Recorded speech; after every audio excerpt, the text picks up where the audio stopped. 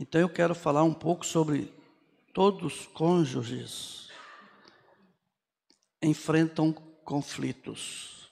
Todos os cônjuges enfrentam conflitos. Uma das melhores coisas que nós fomos ensinados pelo profeta de Deus, William Branham, e ele sempre perguntava: vocês estão anotando? Ele dizia: tragam suas canetas, tragam as suas cadernos de anotações. Por quê? Porque você ouve aqui, depois você ouve novamente, depois você dá uma olhadinha no que você anotou, e isso passa a ser mais vivo dentro de você. Quantas pregações eu já preguei em cima de outras pregações, porque a gente anota. Não tem como ouvir uma palestra, um culto sem uma caneta, sem um caderno de anotação. Mas se você anota e depois não revê isto, muito pouco vai adiantar. É claro que já adianta um pouco. E falar sobre conflitos é falar sobre temperamento. Não vou entrar na questão de temperamentos, colérico e etc. Não é isso. Eu quero falar sobre conflitos. Porque conflito vai assim ajudar nós a entender algumas coisas que incomodam. O conflitante, às vezes, não se sente incomodado, mas quem está sofrendo a pressão é que sabe a situação que está enfrentando.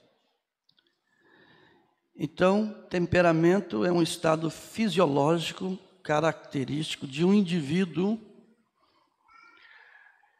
ou personalidade. É um conjunto de tendências, é caráter. Então, vai um pouco mais daquilo que a gente pode pensar. Eu creio que é na revelação de Jesus Cristo, o irmão Branham ensina que só tem uma coisa que a gente vai levar daqui. É o caráter.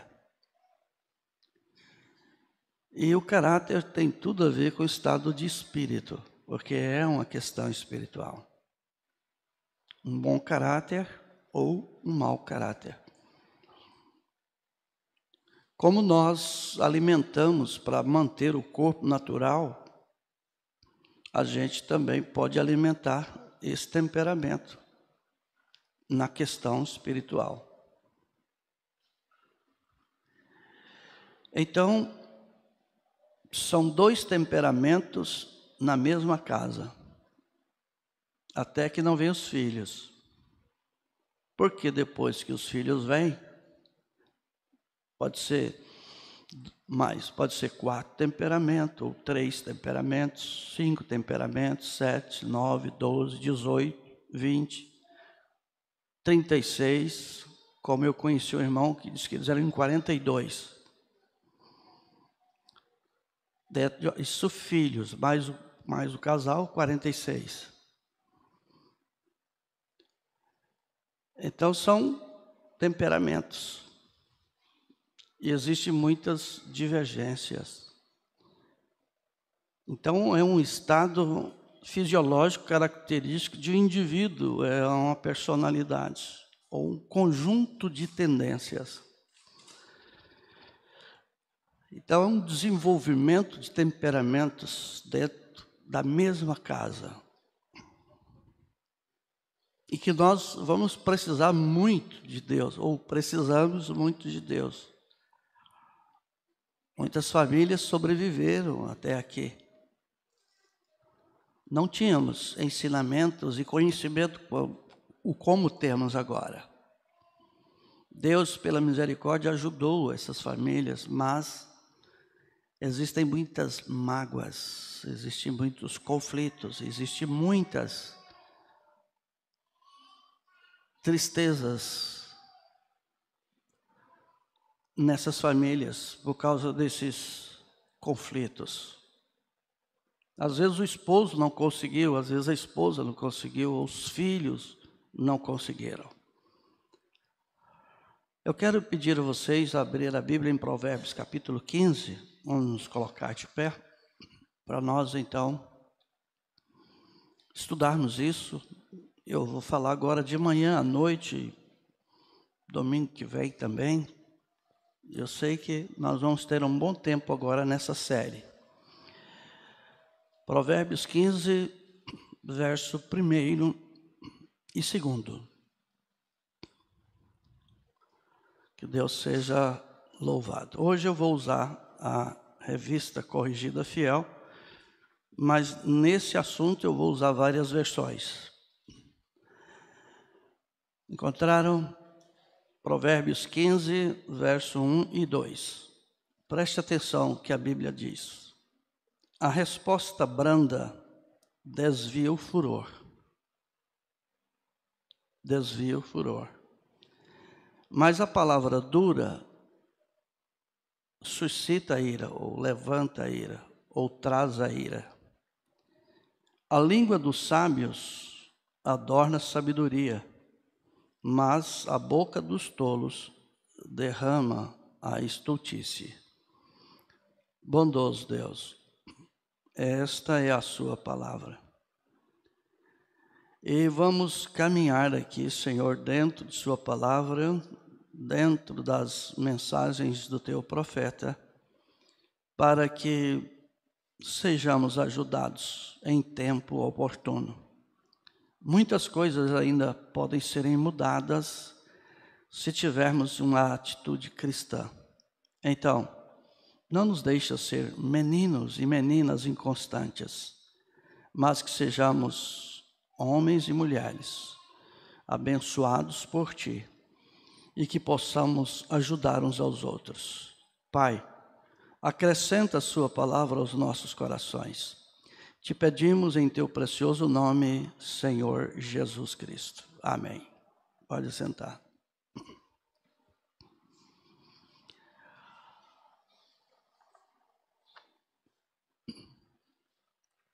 Salomão teve muita experiência nessa questão de família. Ele teve 1000 mulheres. Questão política, tinha que conquistar os reinos, vivia a poligamia. Se nós lermos Casamento e Divórcio, nós vamos ouvir o profeta William Branham ensinando sobre o que é no princípio, pós-princípio e de volta ao princípio.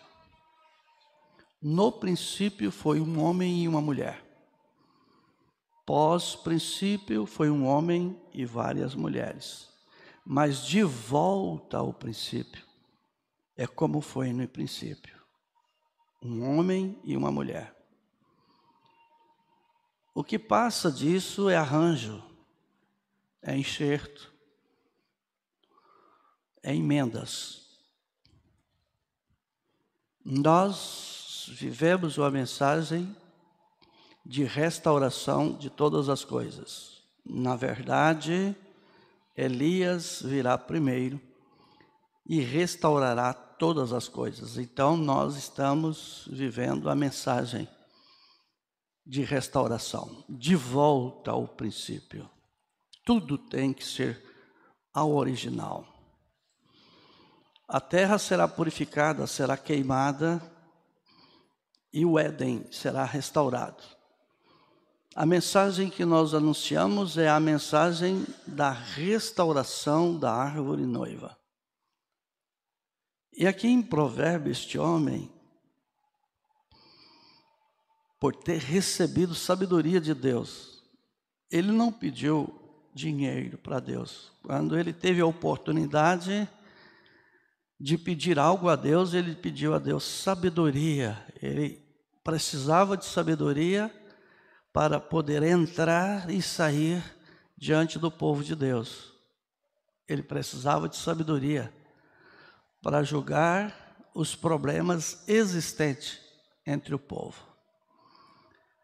E aqui esta escritura, se a gente olhar ela com exatidão, se nós nos fazermos como os irmãos de Bereia, quando os irmãos de Bereia ouviu o evangelho pregado, eles foram examinar para ver se aquele estava correto. E Paulo ensina isso aos Tessalonicenses 5, acredito que o verso 22. Examinai tudo e retendes o bem. Esse é o ensinamento que o Senhor Jesus nos dá. Examinem as Escrituras e procurem ter nela vida eterna, porque são elas que de mim testificam. Então aqui em Provérbios capítulo 15, o verso 1, ele disse: a resposta branda, mansa, tranquila, desvia o furor. Se o outro tiver agitado, bravo, irado, a resposta branda desvia o furor. Eu tive em uma casa de um casal que eu vi o método que eles estão aplicando para educar as crianças. Eu admirei. E eles dizem assim que quanto mais baixo você fala, mais perto o filho chega para ouvir. Porque se você grita com eles, vai resultar em grito. Eles já estão gritando, você grita. Então você fala baixo, que eles querem te ouvir. Porque quando se fala alto, se irrita. Irrita. Então Salomão disse: a palavra branda desvia o furor, mas a dura suscita a ira. Quando a pessoa fala irada, o marido fala irado com a esposa e ela responde alto, irada, vai suscitar ira. Ou o filho com o pai, a mãe, enfim, dentro do relacionamento conjugal. Então ele diz assim, suscita a ira. Se você pegar a palavra ira, é fácil. Às vezes a gente não quer ter o trabalho de examinar o dicionário. O dicionário é um professor, é um grande professor. O dicionário diz que ira é raiva. Dicionário Aurélio. Ira é raiva. É um sentimento intenso e permanente de ódio. Então, quando a pessoa está irada, ela está com um sentimento intenso, permanente de ódio. E ela traz aquelas palavras sobre a esposa. Ou a esposa traz essas palavras sobre o marido. Ou os pais sobre os filhos, ou os filhos sobre os pais. Aí aquelas gerações vai passando. Dos pais para os filhos, dos filhos para os netos, dos netos para os bisnetos. E a coisa vai só indo e aumentando. Porque já veio dos nossos bisavós, para os nossos avós, para os nossos pais. A Bíblia chega a dizer em terceira e quarta geração de maldições. Porque ira não é nada mais do que maldição. Não é uma coisa boa. E o dicionário Aurélio continua. Veja, raiva ou ira é raiva, sentimento intenso e permanente de ódio, de mágoa e rancor. Olha como que ela ramifica. Eu não peguei uma árvore para mostrar uma árvore com muitas raízes. Começa tudo de um temperamento. E que gera esses conflitos entre os cônjuges. E ele ainda diz mais. Raiva, um sentimento intenso e permanente de ódio, mágoa e rancor que, normalmente, contra uma ou algumas pessoas, é gerado por uma ofensa, dando origem a uma situação agressiva. Então, a ira passa por este caminho intenso de ódio, de mágoa, de rancor, de ofensa, que chega a uma situação agressiva que é derramada em cima da esposa, ou é derramada em cima do esposo, ou derramada em cima dos filhos, ou derramado de volta aos pais, porque isso causa um efeito bumerangue.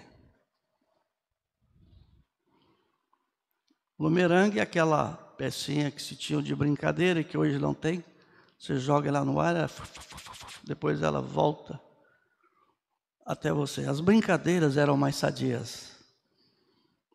As palavras têm um efeito bumerangue. Elas vão, mas elas voltam. As atitudes, os temperamentos, têm isto.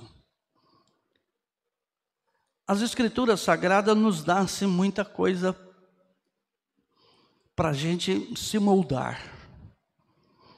No verso 2 aqui de Provérbios 15, Salomão diz: a língua dos sábios adorna a sabedoria. Na cabeça de alguns homens é só a mulher que é sábia, porque a Bíblia diz: toda mulher sábia edifica a casa. Mas não é bem isso. A sabedoria é uma dádiva, é um presente de Deus. Salomão disse que a sabedoria foi aluna de Deus e ela estava com ele no princípio. Então ele diz: a língua dos sábios adorna a sabedoria, mas a boca dos tolos derrama estultice. A gente precisa do dicionário. Ninguém vai para a escola e aprende todo o vocabulário sem um dicionário. Tinha uma época que o governo fez doação de dicionários,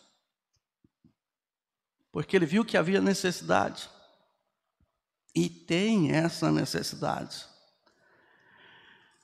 A palavra estultice é características do que é ou se apresenta de modo estúpido, tolice, pavorice, estupidez. Olha só, dentro de 2 versículos, os conflitos que podem causar dentro de uma vida conjugal. Então nós já temos lá essa situação agressiva, agora com atitude estúpida, tola, pavorice, é um desespero, né? Sem necessidade, e estupidez. Agora pega uma pessoa com uma situação agressiva e estúpida, um marido assim, uma esposa assim, filhos assim. Temos aí uma guerra dentro da vida conjugal. A questão é: queremos mudar? Estamos dispostos a mudar? Ou preferimos adorar esse espírito? Porque é uma questão espiritual. É um estado de espírito.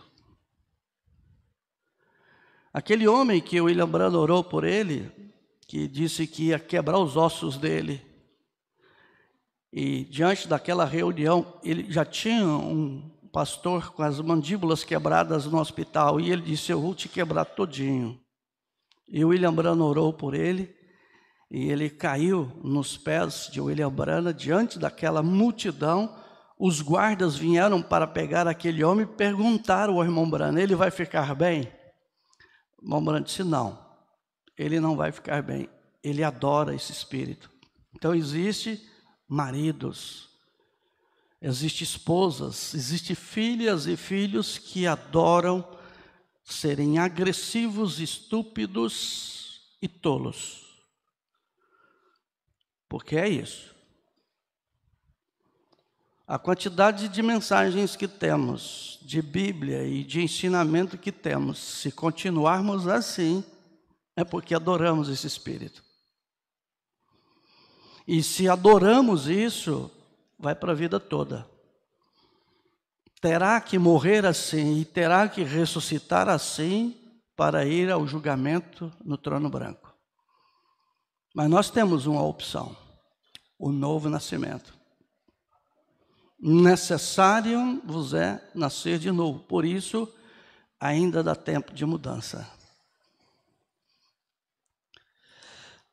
A Bíblia em Provérbios capítulo 10, se voltar um pouquinho aí, Provérbios capítulo 10, nós temos receitas aqui tremendas para que esses conflitos que todos os cônjuges enfrentam possam ser enfrentados de uma maneira correta. Porque o problema existe, Eles precisam serem resolvidos. Então, eles precisam serem resolvidos de maneiras sábias, decentes, corretas. Aqui em Provérbios capítulo 10, no versículo 14, Salomão diz: os sábios entesouram a sabedoria. Os sábios entesouram a sabedoria. O marido sábio, a esposa sábia vai entesourar sabedoria. E isso vai para os seus filhos, isso vai para os seus netos, isso vai para a sua descendência. Eu não conheci pai, eu não sei o que é ter um pai. Não conheci o meu pai. E também não sou um dos melhores pais. Mas eu procurei o melhor que eu pudesse passar para os meus filhos como um pai. E falhei muito, e falho muito. Mas eu ainda estou aprendendo. Mas existe pai, existe mãe que não aprende, nunca, embora a Bíblia disse que aprendem sempre, mas nunca chega ao conhecimento da verdade, nunca chega a entesourar sabedoria. E ele termina: mas a boca do tolo aproxima da ruína. Esposo,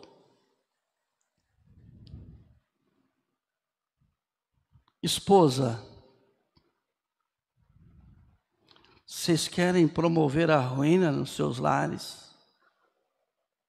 É isso que você quer entesourar para os seus filhos? Porque o sábio entesoura a sabedoria, mas os tolos entesoura a ruína, destroços, desgraças.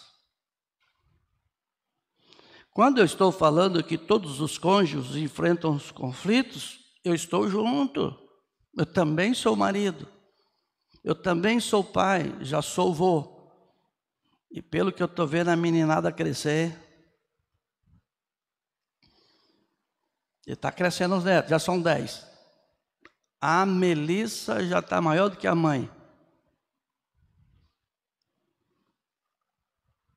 E vai ser um grande prazer se eu vê-la no altar, casada, como a Bíblia ensina, como a mensagem ensina. Será muito bom. Davi está vindo atrás. Então veja que eu estou dentro desses conflitos, eu também sofro esses conflitos. O William Branham também enfrentou esses conflitos. E qualquer cônjuge enfrenta. Se não enfrenta, tem alguma coisa errada. Ou esse homem está escondendo alguma coisa, ou essa mulher está escondendo alguma coisa.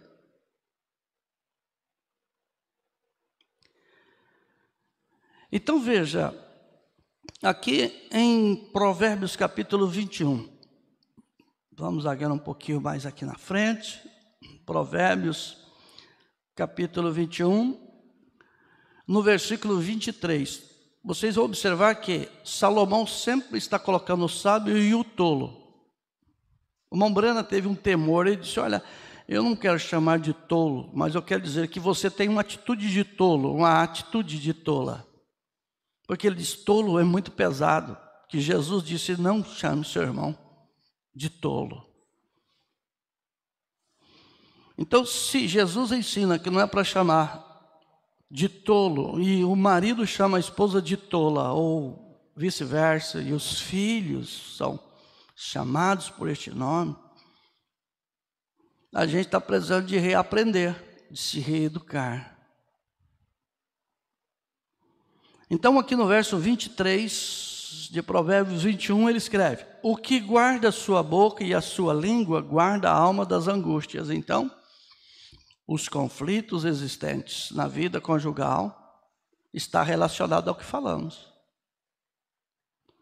Os problemas que geramos em casa, os conflitos, está relacionado ao que falamos. Porque o que guarda a sua boca e a sua língua, guarda a sua alma de angústia. Porque quando expressamos certas coisas, aquilo resolve, só causa problema. Quer ver se quando você expressa algo e tem a infelicidade de não se expressar bem? Meu Deus do céu. Quando a esposa tem a infelicidade de dizer algo e que essa cabecinha teimosa, o homem tem uma cabeça teimosa, o homem é teimoso. Coitada da esposa. Pensa numa cabecinha fechada que o homem tem. Eu sou homem. Eu estou falando de vida vivida. Pergunta para ela. Está ali, a Dalvina está ali.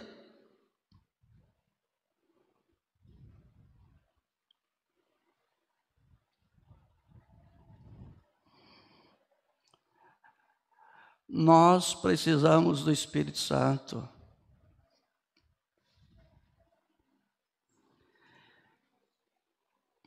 Perguntas e respostas de número 4, tradução de Goiânia. 30/8/64, parágrafo 32.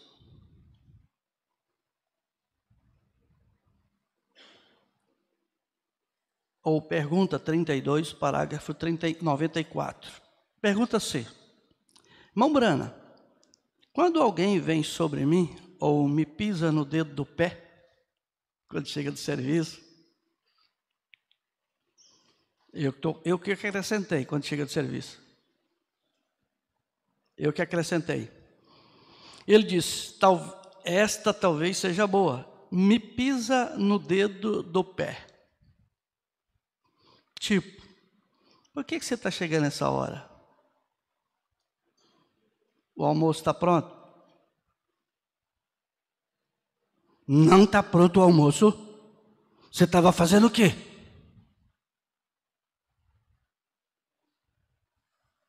Eu estou acrescentando, tá? Estou colocando como que nós homens fazemos. Aí a resposta vem: eu estava brincando com a boneca. Eu estava aqui em casa brincando com a boneca, claro, fiquei aqui. Estava na casa da vizinha. No entanto, ela estava lavando roupa, limpando a casa, passando roupa, cuidando das crianças. Deixa eu ler a pergunta, senão eu vou interpretar. Irmão Brana, quando alguém vem sobre mim ou me pisa no dedo do pé, talvez essa seja boa. Me pisa no dedo do pé, como diz o velho ditado. Meu temperamento sobe. Aí ele faz uma pergunta: como posso vencer isso? Agora, os cônjuges, como vocês podem vencer isso? E ele diz: eu sei que o Senhor terá que fazer, porém, que posso fazer em meu coração, eu não quero isso. Olha, que atitude bonita. Eu faço isso. Eu sei que Deus pode fazer isso, mas o que eu posso fazer? Eu vou ficar de braços cruzados esperando ele mudar? Já tem quantos anos, irmão? Irmã? Quantos anos tem esse temperamento aí? Irmão? Quantos anos? Quantas mágoas tem a sua família, sua esposa, seu marido, seus filhos e seus netos com esse temperamento? Quantos anos?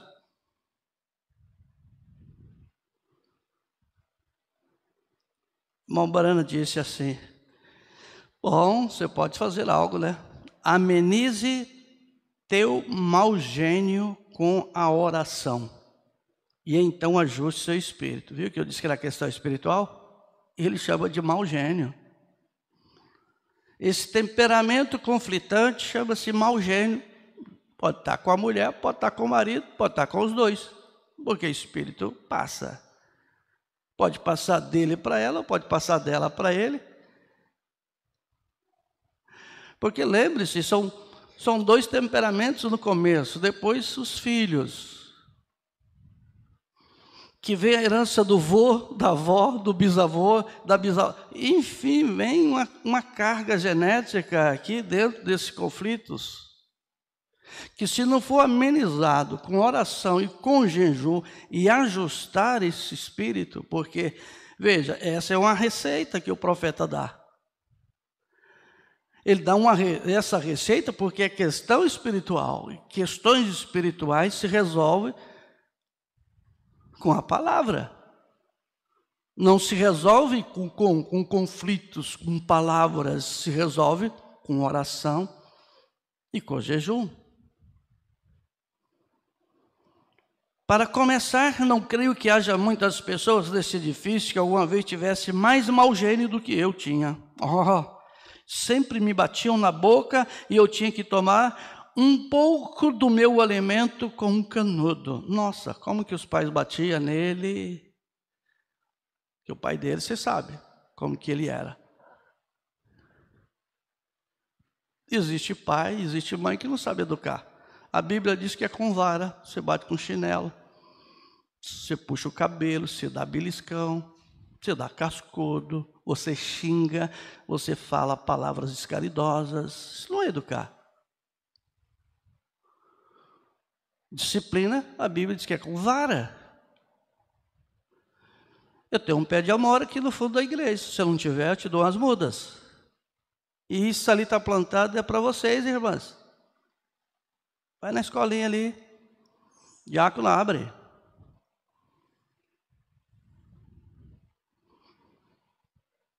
Perdeu?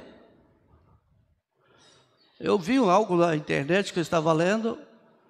O senhor mostrou uma vara e disse: a minha primeira vara de infância. Mostrou a vara. Minha mãe, uma boa vara. Então veja, a gente não pode sair dos princípios. São conflitos. E essa criança tem que ser consciente, porque ela está ganhando as varadas. Consciente antes e consciente depois. Eu apanhei do meu padrasto várias vezes. E eu me recordo de alguma delas sair sangue na boca. Porque apanhei com ripa. A casa era coberta com telha francesa. Vocês têm uma noção que tipo de ripa que era. Eu não trouxe isso para os meus filhos.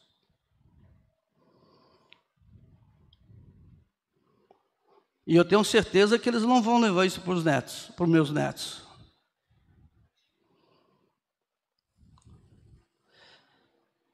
Bom, então os conflitos estão sempre surgindo. Esses conflitos entre os cônjuges estão sempre surgindo.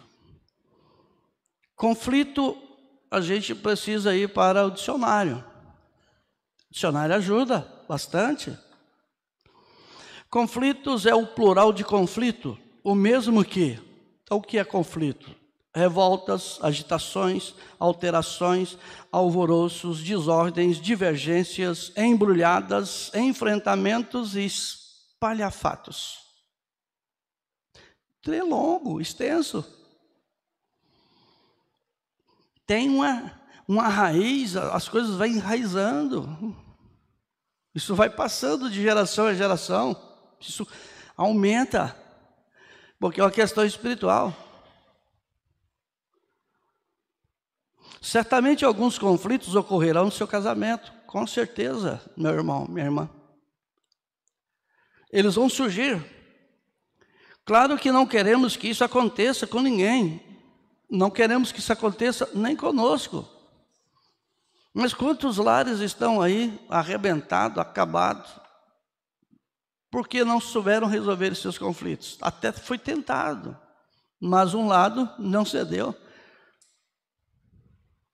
Existem provérbios muito sábios. Quando dois não quer, quando um não quer, dois não briga.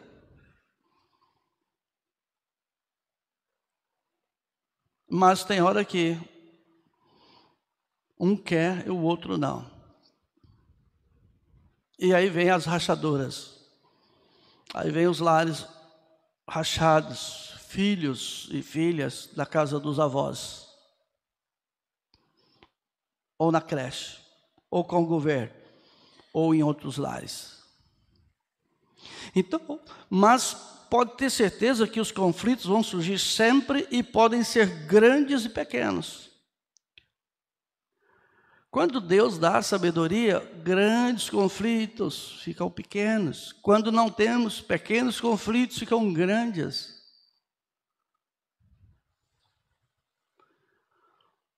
Então, quando casamos, nós achamos que nunca mais vai haver conflito em casa. Assistimos com o pai, com a mãe, não vai ter. Se Deus não tiver misericórdia, aquilo acompanha a gente, porque Espírito pega.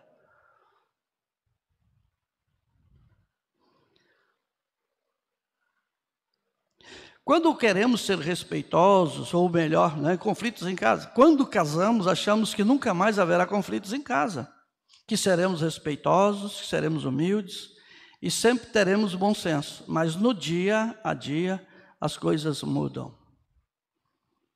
E mudam muito. Mudam muito.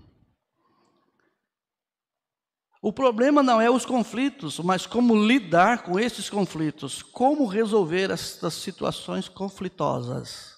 Como, irmão? Como, irmã?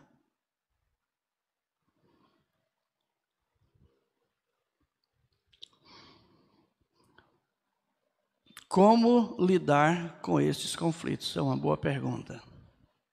Como eu vou lidar? Como você vai lidar? Como está você lidando com esses conflitos? Sabe uma coisa que eu estava pensando sobre a terceira idade? É que ela é muito boa, mas parece que ela vai ficando curta, né? Que a gente vai tendo maturidade. E a gente vai ver o tanto que a gente foi tolo na segunda idade, na primeira idade. Como a gente gostaria de colocar isso dentro daqueles que estão na primeira idade, daqueles que estão na segunda idade. Como a gente sofre. Quantos conflitos porque ela tinha um problema de saúde. E ela não foi entendida, né? Foi violentada, sexualmente falando.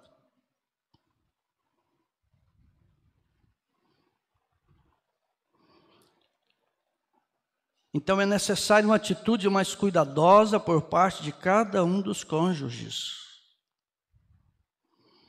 Eu perguntaria, não seria essa aqui a escritura de se colocar no lugar do seu irmão, da sua irmã? A disposição para aceitar as diferenças diminui de modo decisivo o potencial de um casal para se envolver em conflitos. Mas como é difícil lembrar de cada um é cada um, de que cada um tem sentimentos, porque não é feito de serragem. Ele tem sentimento, ela tem sentimento, mas como que a gente não lembra quando a ira vem?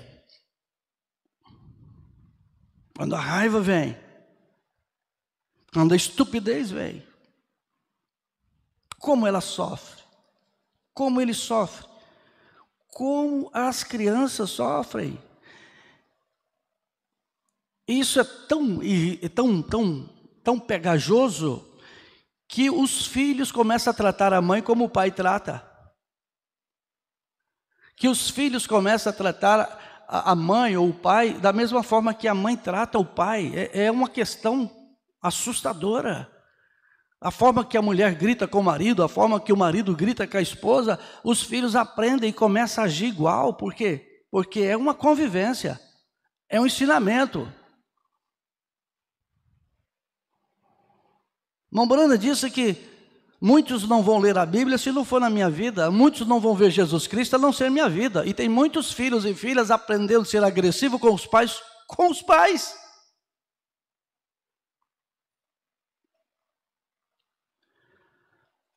As crianças vão lá, você pega uma vara, você disciplina ela. E você, irmão, quem vai te disciplinar? E você, irmã, quem vai te disciplinar com esta maneira conflituosa que você está resolvendo essa situação na sua casa?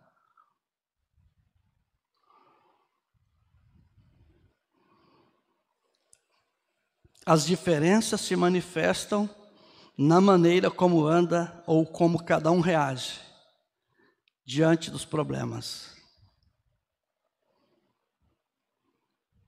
Na escala de valores da família, no gosto por alimentos, ambiente, humor e tantas outras maneiras.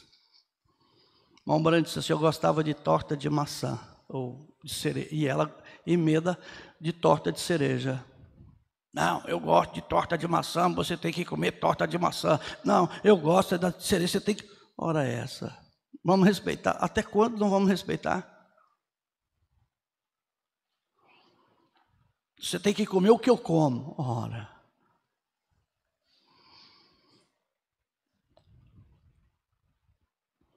Não, aqui o macho sou eu sou o cabeça, a Bíblia disse que você tem que me obedecer. Isso é uma cabeça tonta. A cabeça que é Cristo deu a vida dele pela igreja. Ele não tirou a vida da igreja. A gente é muito autoritário, machão. Isso não é autoritário, isso é estupidez, isso é grosseria.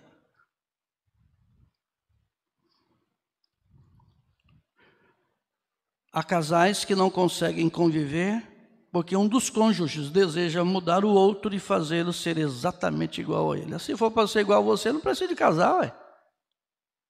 Se for para ser igual a você, você tem que casar com macho.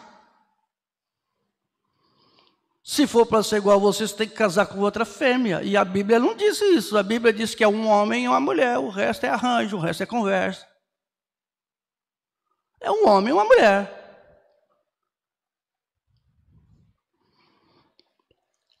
Tá bom, meninas? Já aprendem. Uma mãe inventou de amar uma outra mulher. E perguntou para uma criança, eu gosto de outra mulher. E você, já gosta de algum garotinho aí na escola? Você conversa?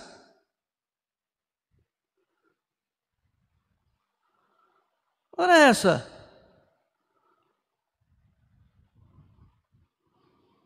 Nós somos filhos de Deus, nós somos filhas de Deus, nós cremos na Bíblia, que é a palavra de Deus. Passará os céus e a terra, mas a palavra de Deus nunca passará.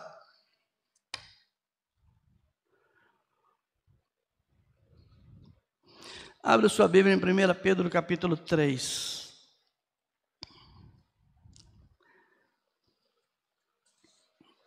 Todos os cônjuges enfrentam conflitos. A questão é, como resolvê-los? 1 Pedro capítulo 3. Amém? Tudo bem até aqui? Tranquilo? Vocês estão abençoados, abençoadas? Está ajudando? É o propósito. 1 Pedro capítulo 3, a partir do verso 7.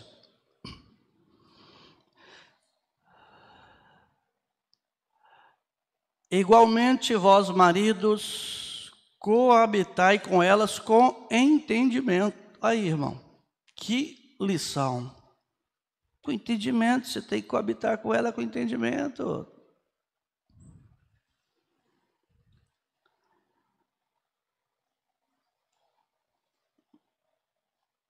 Igualmente vós maridos, coabitai com elas com entendimento, dando honra à mulher, como vaso mais fraco, como sendo vós os seus co-herdeiros da graça da vida, para que não sejais impedidas as vossas orações. Então, se você não quer que as suas orações, Deus não responda a elas, então você tem que habitar com ela com entendimento. Por que para tomar algumas decisões, a mulher, você acha que a sua esposa ela é um vaso mais fraco? Mas para atender às suas necessidades, ela tem que ser o vaso mais forte. Que história é essa?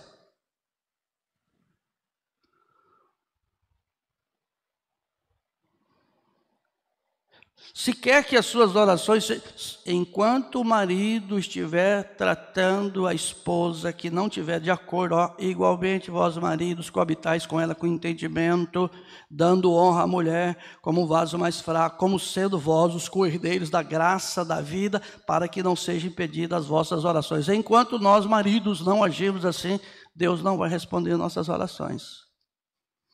Não sou eu que estou dizendo, não. Se algum estiver bravo, ficar comigo, conversa com Pedro quando você chegar lá do outro lado, se chegar.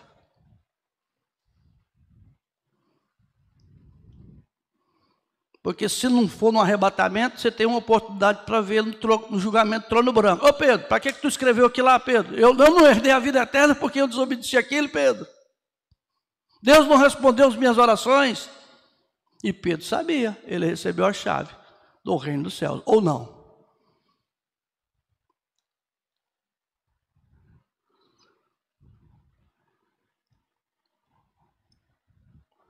Aqui era para estar cheio de marido aqui hoje. Cadê os maridos?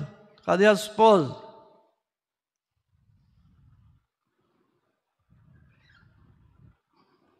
Tem uns maridos que quando a coisa começa a pegar, ele vai lá, vê se não tem lá fora da igreja, irmão. Não tem uns escondidos lá fora. Alguns devem ter saído da sala, né, irmã?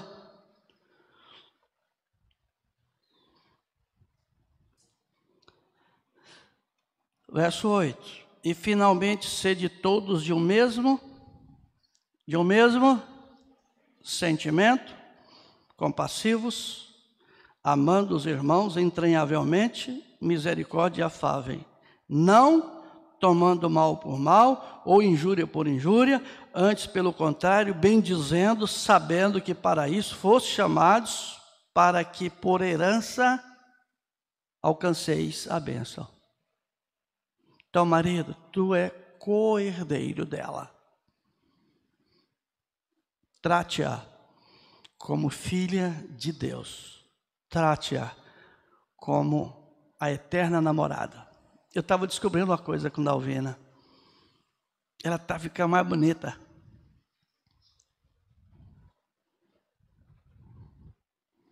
Ontem eu dei uma sentada na mesa, dei uma olhada nela.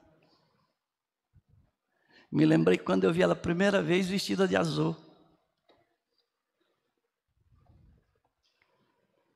Eu tenho essas imaginações, né? Agora, como podemos resolver isso? Foi a pergunta que o irmão fez. Olha, eu não quero isso, né? Eu não quero. Eu sei que Deus pode fazer isso, porém, o que eu posso fazer? Então eu pergunto para você, irmão e irmã, casais, como resolver isso?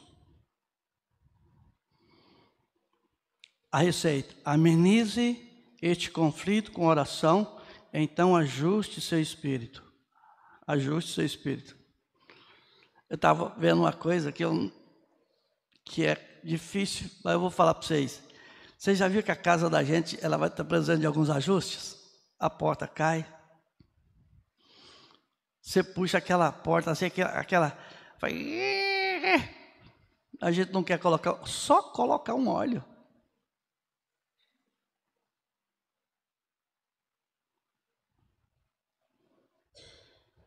Só colocar um óleo. Só dar uma ajustadinha na porta. Só tirar o lixo. Qual marido aqui tira o lixo de casa? Não, é serviço seu. Você tem que... então ela tem que lavar, passar, costurar, limpar a casa, tirar o lixo da casa, colocar comida na sua barriguinha, cuidar dos seus filhos, suas filhas, e o bonitão, né? Eu trabalhei, estou cansado. Ela não cansa. Tá certo, tá certo. Ela é a mulher biônica.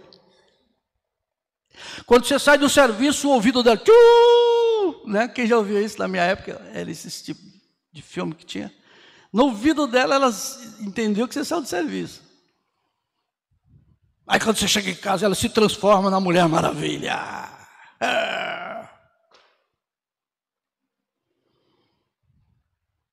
Não é assim não, irmão. Não é assim não, irmã.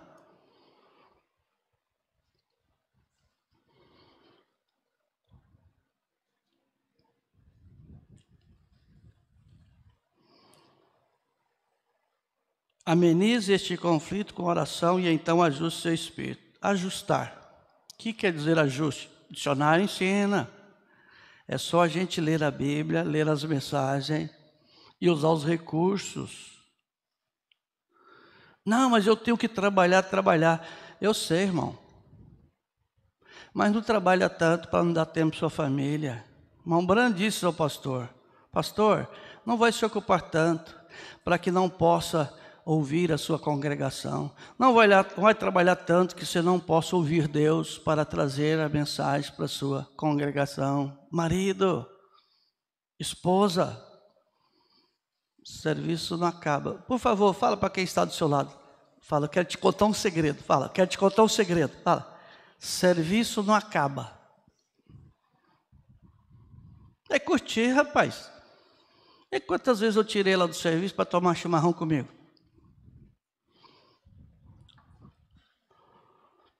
O serviço não acaba. Irmã Leonilda, quantos anos que a senhora trabalha? 70 anos. E a casa ainda suja? Louça ainda suja? A gente tem algumas opiniões. E na minha opinião, em casa tinha que ter só 2 pratos, o meu e o dela. Só sujar 2 pratos. Mas aí como é que vamos fazer com os netos? Vamos fazer com as visitas? O serviço não acaba. Você quebra um prato, você vai lá e compra uma dúzia, não é? É assim ou não é? Essa deveria ser lei, né? Quebrou um, dá 12. Um pouco de humor para poder melhorar esse ambiente aqui. Porque veja, que é ajuste. Ação ou efeito de ajustar contas. Ajuste é pacto, é acordo, é convenção, é contrato. Então tem que ter esse ajuste na vida conjugal, mas isso tem que ser com oração e jejum, tem que ser ajustado. Tem conflito, sim, tem que ajustar, olha, tem que ajustar. Mas não precisa de ser agressivo, não precisa ser estúpida, grossa. Não, amenize isso. Você tem Deus para te ajudar. Você tem a palavra, você tem um profeta, você tem mensagem, você tem Bíblia, você tem pastor, pode te ajudar.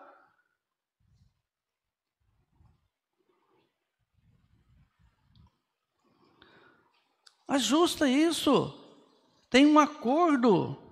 Na vida conjugal, o conflito tende a começar com conversas desagradáveis. Um dos dois trouxe um assunto desagradável. E a gente não tem humildade de ouvir, a gente só quer ouvir coisa boa.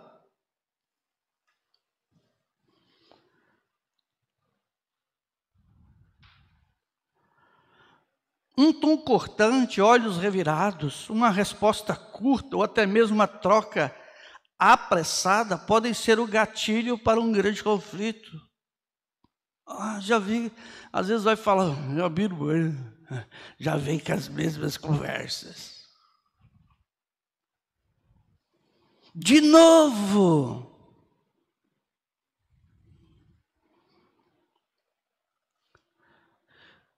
A maneira como lidamos com os nossos próprios erros e com os erros dos nossos cônjuges será fundamental para redefinir a continuidade saudável do casamento. Vamos parar um pouco, irmão. Você está em muita velocidade. Você está em muita velocidade, irmão. Para um pouco. Está trabalhando muito. Vou mexer aqui. Você está trabalhando muito. Os filhos estão crescendo. Sua namorada está ficando mais velha. Seu cabelo está ficando branquinho. Graças a Deus pelos cabelos brancos. Mas dá tempo. Dá tempo. Dá tempo. Se dinheiro resolvesse alguma coisa, os ricos não morreriam. E quantos deles estão no hospital dizendo para o médico, dinheiro não é problema, eu tenho, eu quero comer de novo, eu quero comer uma carninha assada, eu quero comer uma lasanha, eu quero comer um frango. Eu quero comer uma picanha. Porque comer picanha agora é milagre, né? Chegou lá no açougue, R$72. Eu falei, nossa, se aqui está 72, lá fora está quanto?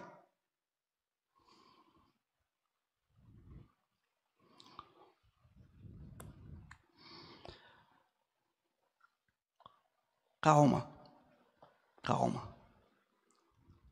Cada um dos cônjuges precisa ter a capacidade e disposição para perdão. Tem que perdoar, irmão, sua esposa, perdoa, você tem que perdoar seu marido. Tem que perdoar. Existem tantos argumentos que é humilhante pedir perdão e acabam optando por atitudes prejudiciais ao casamento. Reconhecer, não, eu errei, nossa, eu errei, me perdoa. Não, vai com palavras tolas e bate e fala. Enquanto um dos cônjuges não chorar, o outro não para. Só para quando um chora.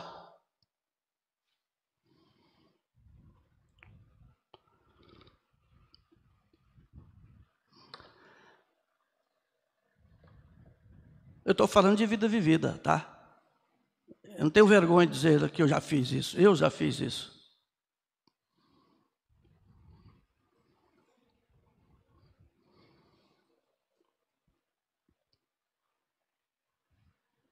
Negar o perdão. Deixar o tempo passar. Pedir divórcio. Ficar irritado quando é confrontado ou confrontado e culpar o outro. É as atitudes que se tem.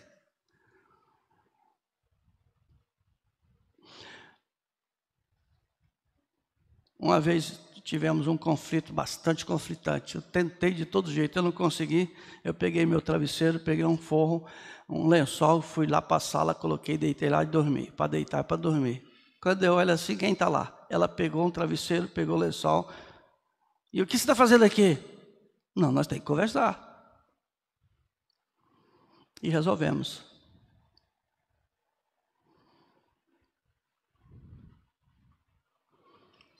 Tem que se resolver. A Bíblia diz que não é para deixar o sol se pôr sobre a ira.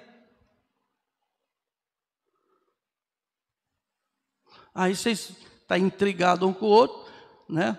Vou usar uma linguagem de família, beiçudo um com o outro, e vem tomar ceia.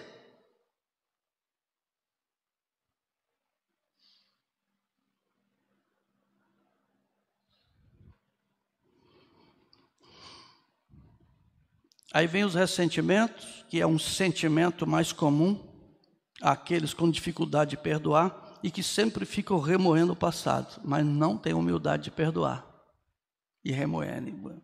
Não, é porque aquele dia você fez isso, aquele dia você falou isso, aquele dia você falou aquilo, O perdão é para pagar o passado. Quando Deus te perdoa, Ele joga ou não no mar do esquecimento? Quem concorda comigo que Deus te perdoa e joga os seus pecados no mar do esquecimento? Diga amém. O pessoal não ouviu da transmissão. Quem crê que Deus pega os seus pecados e joga no mar do esquecimento? Diga amém. Está fraco. Mas amém. Então Deus pega seus pecados e joga no mar do esquecimento. Você não pode fazer isso pelo seu cônjuge, por sua família. Você é a rainha, você é o reizinho. Que tipo de reinado você está criando, irmão? Que tipo de reinado você está criando, minha irmã? Então, lembre-se que todos os cônjuges se enfrentam problemas.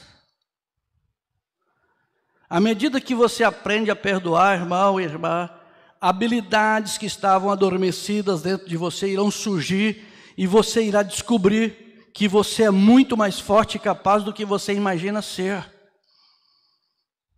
Você é muito mais forte do que isso. Você pode dizer para quem está do seu lado, você é muito mais forte do que isso. Você é muito mais forte do que os conflitos. Você é muito mais forte do que a ignorância, do que a estupidez, do que o orgulho. Você é muito mais que isso.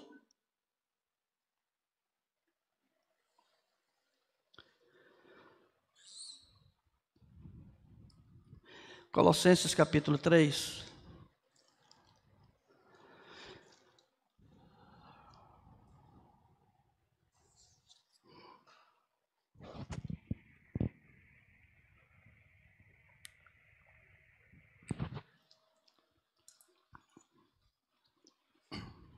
Colossenses, capítulo 3. Olha as palavras de Paulo.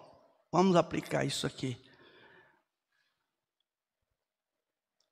Louvado seja Deus. Verso 12.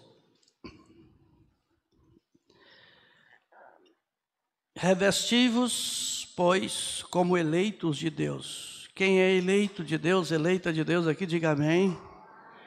Revesti-vos, pois, como eleitos de Deus, santos e amados, de entranháveis de misericórdia, de benignidade, de humildade, de mansidão, de longanimidade. Que vida conjugal que muda com isso? Olha o 13, suportando-vos uns aos outros. Por que não suportar essa esposa? Por que não suportar esse marido?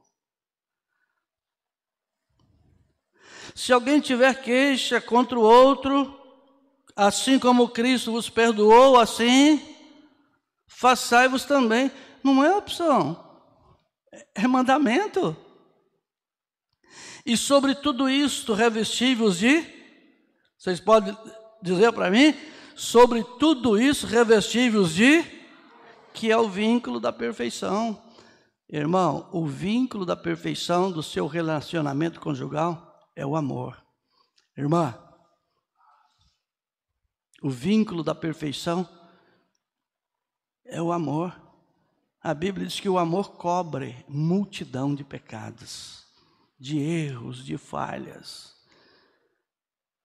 Deus te perdoou, meu irmão. Deus te perdoou, minha irmã. Perdoa seu cônjuge. Perdoa seus filhos. Filhos, filhas, perdoem seus pais.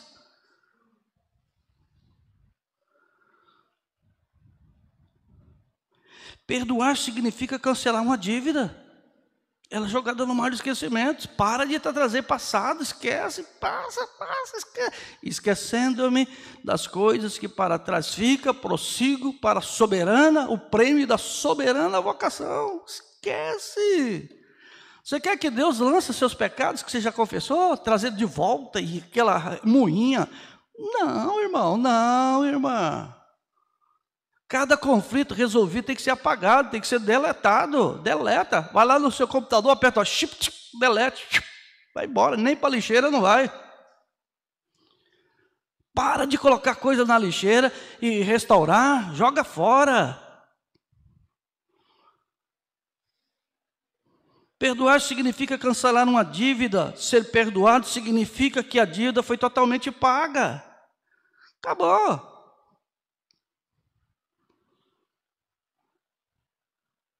Perdoar não é o mesmo que esquecer. Perdoar é algo que escolho fazer, ao passo que esquecer é algo que não sou capaz de controlar. Eu já trabalhei de cobrança. Eu trabalhei tanto para os outros quanto para mim. Trabalhava numa empresa de cobranças. Recebia cheques, as pessoas entregavam cheques sem fundos, ia lá e renegociava. Consegui muitos cheques resolvidos. Depois, eu trabalhei em República, aluguéis. Depois eu tive a minha empresa de livros. E a coisa mais difícil que existe é a tal da cobrança. Entre muitas professoras, eu relembro de uma delas. Não me pagou de jeito nenhum. Por fim, para ela dizer que eu não tinha pago, ela disse que eu falsifiquei a assinatura dela. Quando ela falou que eu falsifiquei a assinatura dela, eu peguei e rasguei a promissória. A senhora não me deve mais nada.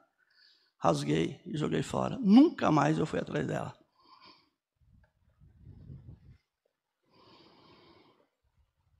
Ela que assinou.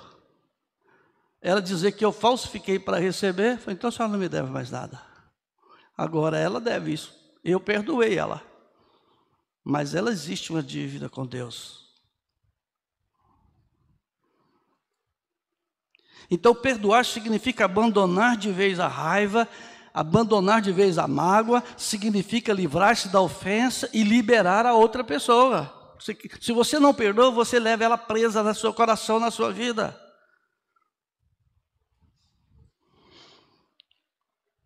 Uma irmã com mais de 100 anos de idade, queria a todo custo morrer, não tinha. Ela, com tudo, todas as vezes que eu chegava lá, eu quero morrer, irmão chegava, eu quero morrer. E eu tinha falado muitas vezes sobre, só tem que perdoar a sua família. Não, está perdoado, está perdoado, está perdoado. Da última vez, falei, hoje eu vou sentar com ela. Cheguei lá, me assentei com ela. Falei, olha, irmã, eu já falei para a senhora, vou repetir de novo. Para a senhora ir, a senhora tem que perdoar. Mas eu já perdoei. Aí eu comecei a falar, e suas filhas? Está perdoado, suas filhas. Tá? Mas eu sabia que ela tinha uma rixa com um dos filhos. E eu falei, e fulano?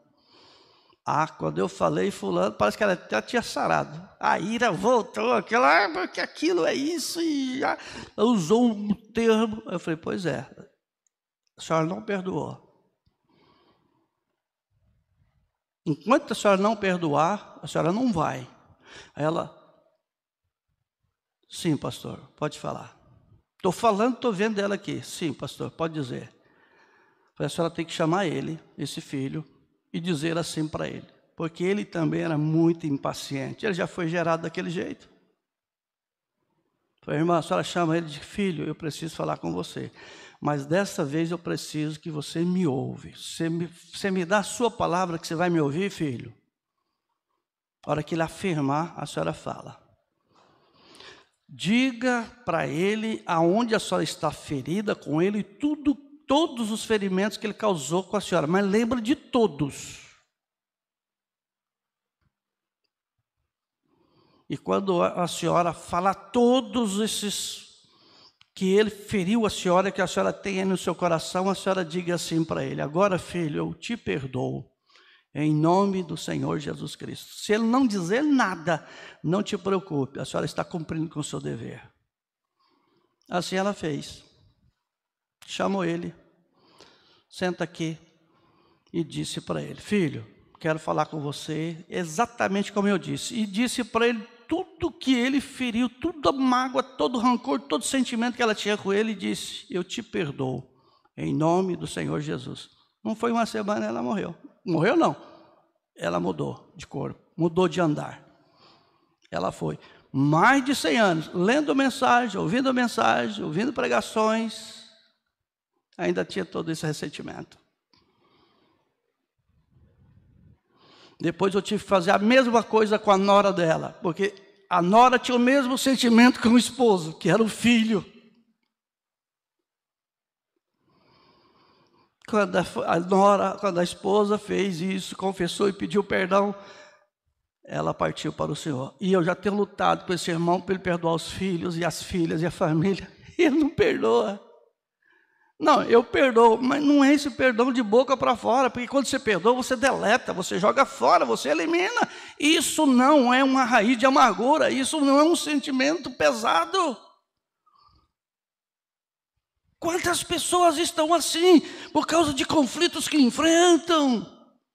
Estupidez, grosseria, com a esposa, com o marido, com os filhos. Quantos filhos e filhas estão marcados com a mágoa? Por causa de conflitos que não foram resolvidos. Perdoar significa abandonar de vez a raiva e a mágoa. Significa livrar-se da ofensa e liberar a outra pessoa. Eu vou parar por aqui, porque esse assunto é bastante extenso. E nós voltamos amanhã, ou melhor, hoje à noite, né? Hoje à tarde. Vamos nos colocar de pé. Bondoso Deus, maravilhoso Pai, todos os cônjuges enfrentam conflitos, as famílias estão sendo bombardeadas, Satanás, através desse conflito, tem feito como o diabo faz, porque tu dissestes nas Escrituras, no Evangelho de João, capítulo 10, versículo 10, que o diabo não vem senão para matar, roubar e destruir. E Satanás tem agido como um ladrão, tem entrado nas famílias e tem roubado, tem matado, tem destruído, tem trazido conflitos e trazido tantos problemas que às vezes o esposo ou a esposa ou os filhos não têm tido sabedoria do Senhor para resolver esses conflitos. Mas Pai, estou certo que nesta manhã, com a ajuda do Senhor, nós estamos dando um passo para resolver esses problemas, para resolver esses conflitos. e a sua palavra foi direcionada a filhos e filhas do Senhor. E eu oro que a bênção do Senhor seja sobre cada um deles e delas, e que haja humildade, que haja consertos, e que vidas sejam mudadas, e que teu Espírito Santo tenha plena liberdade em nosso meio, Pai, para que nós possamos realmente amar e respeitar uns aos outros e, acima de tudo, obedecer a sua palavra. Sela esta ministração aos nossos corações e continue nos abençoando. Em teu santo e precioso nome, Senhor Jesus Cristo.